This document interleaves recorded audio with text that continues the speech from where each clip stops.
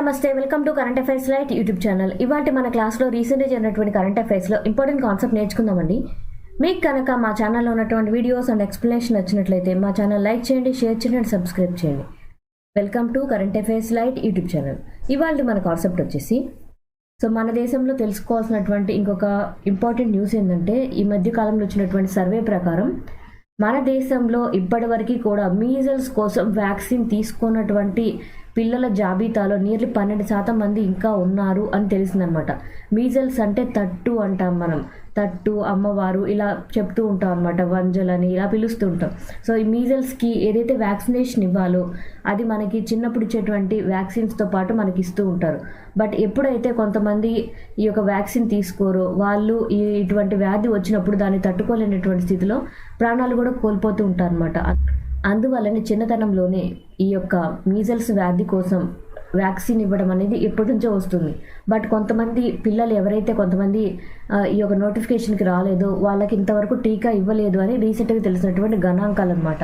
దానికి సంబంధించినటువంటి కొంచెం ఇన్ఫర్మేషన్ చూద్దాం. సో ఇక్కడ నియర్లీ 12% వరకు కూడా పిల్లలు ఎవరైతే ఉన్నారో ఇండియా మొత్తం మీద అంటే భారతదేశం మొత్తం మీద ఉన్నటువంటి పిల్లల్లో నియర్లీ 12% మందికి అసలు ఈ తట్టు వ్యాధికి ఇవ్వాల్సినటువంటి మీజల్స్ వ్యాక్సినేషన్ అనేది ఇంతవరకు ఇవ్వలేదన్నమాట. సో నిజానికైతే 2 సార్లు డోసేజ్ అనేది ఇస్తారు చిన్న వయసు నుంచి. బట్ ఇంతవరకు కూడా ఒక్క డోస్ కూడా తీసుకున్నటువంటి పిల్లల శాతం ఎంత ఉందంటే 12%గా ఉందన్నమాట. సో దీనివల్ల ఏంటంటే మన దేశంలో ఎప్పటికప్పుడు కూడా పిల్లల్లో రోగనిరోధక శక్తి అనేది పెంచడం కోసం మన ఈ యొక్క వ్యాక్సినేషన్ ఇవ్వడం, వాళ్ళకి time to time polio drops చేయడం ఇవన్నీ చేస్తూ ఉన్నాం. బట్ ఎప్పుడైతే ఇటువంటి ప్రాబ్లం ఉంది అంటే 12% పిల్లలకి ఇంతవరకు వ్యాక్సినేషనే అందలేదు అని తెలుస్తుందో, సో అక్కడ మనకు అర్థమవుతుందంటే కన్సర్నింగ్ గ్యాప్ అంటే అక్కడ మనం ఏదో వదిలేసాము, అందువల్ల ఏదో పట్టించుకోవడంలో మన నిర్లక్ష్యంగా ఉండటం వల్లే పిల్లలకి సరైనటువంటి విధంగా మందులు టీకాలు అనేవి అందించలేకపోయామని తెలుస్తుందన్నమాట. సో ఈ స్టడీ ఏదైతే ఉందో అది నిర్వహించింది ఎవరు? మన దేశంలో ఉన్నటువంటి ఆరోగ్య శాఖ, ministry of health and family welfare ఏదైతే ఉందో ఆ విభాగం వాళ్ళు దీనికోసం స్టడీ అనేది కండక్ట్ చేసి అసలు వ్యాక్సినేషన్ అనేది అందరికీ సరిగ్గా అందుతుందా లేదా, ఎవరైనా మిస్ అయ్యారా అని చేసినటువంటి సెర్చ్లో భాగంగా స్టడీలో భాగంగా ఈ విషయాలు అనేవి వెలుగులోకి వచ్చాయన్నమాట. ఎందుకోసం స్టడీ చేశారంటే మనకి కరోనా టైంలో చాలామందికి వ్యాక్సినేషన్ అనేది కంప్లీట్గా చేయలేదు. అంటే ఆ టైంలో పిల్లల్ని బయటికి తీసుకొని రాకపోవడం కావచ్చు, అండ్ సరిగ్గా పెద్దలకి అవగాహన ఉండకపోవడం, ఇటువంటి విషయాల వల్ల అక్కడ పిల్లలకి చాలా వరకు ఈ యొక్క వ్యాక్సినేషన్ అనేది కంప్లీట్ అవ్వలేదన్నమాట. సో అది కూడా ఒక ప్రాబ్లమాటిక్ సిచ్యువేషన్ క్రియేట్ చేసింది. సో దీనిలో కూడా ఒకటి ఇంపార్టెంట్ ఏంటంటే ఎక్కువ శాతం ఏ యొక్క రాష్ట్రాల్లో వ్యాక్సినేషన్ అనేది సరిగ్గా ఇవ్వలేదు అంటే ఎక్కువగా నార్త్ ఈస్టర్న్ స్టేట్స్ ఏవైతే ఉన్నాయో అక్కడ వ్యాక్సినేషన్ అనేది 0 అనమాట. అంటే కొన్ని చోట్ల అసలు ఒక్క డోస్ కూడా ఇవ్వలేదు. 2 డోసెస్ ఇవ్వాలి, కనీసం ఒక డోస్ కూడా ఇవ్వనటువంటి పిల్లల జనాభా ఎక్కువగా ఎక్కడ ఉందంటే ఈశాన్య రాష్ట్రాల్లో ఎక్కువగా ఉందన్నమాట. అండ్ ఇక్కడ ఎక్కువగా ఈశాన్య రాష్ట్రాల్లో, అది కూడా ఈశాన్య రాష్ట్రం మొత్తంలో ఎక్కడ ఎక్కువగా ఉందంటే నాగాలాండ్ ప్రాంతంలో, నాగాలాండ్ రాష్ట్రం ఏదైతే ఉందో అక్కడ ఎక్కువ శాతం 21% వరకు కూడా ఒక్క డోస్ కూడా తీసుకున్నటువంటి పిల్లల జనాభా అనేది ఎక్కువగా ఉంది.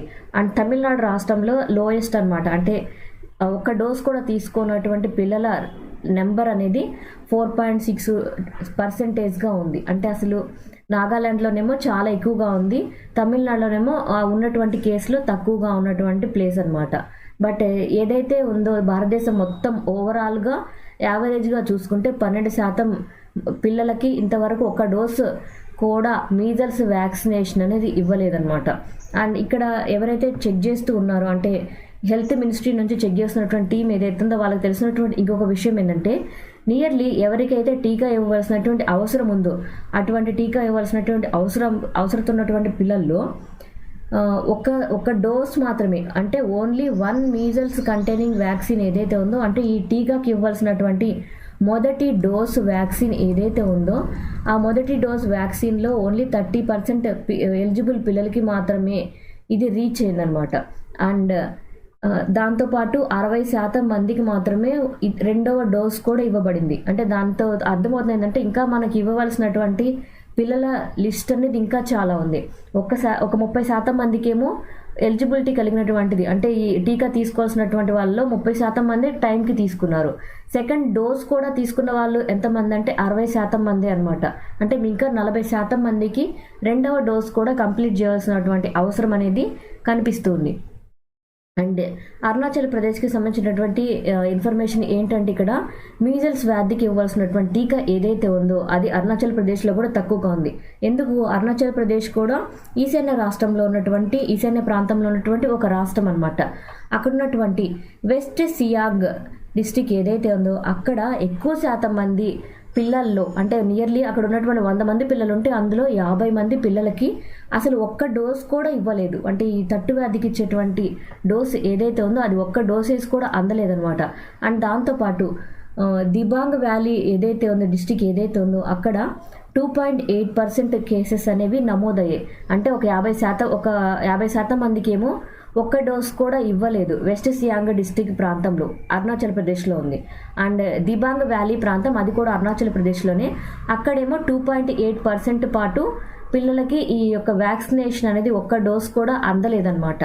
అండ్ ఇప్పుడు మోరోవర్ మొత్తం మీద అయితే అసలు ఒక్క డోస్ కూడా తీసుకున్నటువంటి పిల్లల నెంబర్ ప్రకారం ప్రతి రాష్ట్రంలో కౌంట్ చేసి దాని యావరేజ్ తీసుకుంటే ఎంతవరకు ఉందంటే 11.5 నుంచి 12 వరకు ఈ యొక్క పర్సంటేజెస్ ఉందన్నమాట. ఎందుకు ఈ పర్సంటేజ్ అంటే జీరో డోసేజ్ సిగ్నల్స్ అనమాట. జీరో డోసేజ్ అంటే ఒక్క డోస్ కూడా తీసుకున్నటువంటి పిల్లల జాబితా తీసినప్పుడు 12% మందికి కనీసం ఒక్క డోస్ కూడా అందలేదన్నమాట. 2 డోసులు సక్రమంగా తీసుకున్నప్పుడే వాళ్ళు ఆరోగ్యపరంగా బెటర్గా ఉండి వాళ్ళకి కనుక ఫ్యూచర్లో ఒక్కసారైనా ఈ మీజల్స్ వ్యాధి వచ్చినప్పుడు దాన్ని తట్టుకునేటువంటి రోగనిరోధక శక్తి అనేది ఉంటుంది. కానీ ఎప్పుడైతే ఒక్క డోస్ కూడా తీసుకోలేదో వాళ్ళకి రోగనిరోధక శక్తి అనేది చాలా తక్కువగా ఉంటుందన్నమాట. ఇటువంటి విషయాలకి కారణం అవుతూ ఉంటాయి. ఎందుకోసం ఇటువంటి జరుగుతుంటాయంటే కొన్ని ప్రాబ్లమాటిక్ సిచ్యువేషన్, హెల్త్ కన్సర్న్ సరిగ్గా ఉండకపోవడం, అంటే ఈ కరోనా టైంలో వాళ్ళకి పిల్లల విషయంలో సరిగ్గా పట్టించుకోలేకపోవడం ఒకటి, అండ్ వాళ్ళ గురించి సరిగ్గా తల్లులకు తెలియకపోవడం, అండ్ దాంతోపాటు no education to mother. So తల్లులకి సరైనటువంటి చదువు అనేది లేకపోయినప్పుడు వాళ్ళకి టైంకి టీకాలు వేయించడం అనేది తెలియదు. అంటే వాళ్ళకి ఎడ్యుకేషన్ లేదు కాబట్టి మనం పిల్లలకి టీకాలు వేయించాలి అని తెలియదు. అప్పుడు ఏం చేయాలంటే గవర్నమెంట్ ఇనిషియేటివ్ తీసుకొని ముందుగానే ఎప్పటికప్పుడు సర్వే నిర్వహిస్తూ పిల్లలందరికీ టీకాలు అందాయా లేదా, అందరికీ వ్యాక్సినేషన్ జరిగిందా లేదా అనేది చెక్ చేస్తూ ఉండాలన్నమాట. అండ్ వ్యాక్సిన్ హెసిటెన్సీ కూడా దీనికి కారణమవుతుంది. సో వ్యాక్సిన్ హెసిటెన్సీ అంటే ఏం లేదు, తీసుకోవచ్చో లేదో అనేటువంటి భయంతో చాలామంది వ్యాక్సిన్లని టీకాలని తీసుకోకుండా ఉంటారనమాట. సో వ్యాక్సిన్ హెసిటెన్సీ అంటే దాన్ని తీసుకుంటే ఏమన్నా అవుతుందేమో, అంటే చదువు లేని వాళ్ళు అలా భావిస్తుండటం వల్ల ఈ వ్యాక్సిన్ హెసిటెన్సీ అనేది ఉండటం వల్ల ఏంటంటే వ్యాక్సిన్స్ని కొంతమంది తీసుకోరు. సో దానివల్ల ఏంటంటే ఫ్యూచర్లో వాళ్ళు పెద్దగా అయ్యే కొద్దీ పెరిగి పెద్దవాళ్ళు అయ్యాక వాళ్ళకి ఎటువంటి జబ్బులు వచ్చినా తట్టుకునేటువంటి శక్తి ఉండదన్నమాట. అందుకని చిన్నతనంలోనే వ్యాక్సిన్స్ తీసుకోవడం అనేది ఇంపార్టెంట్.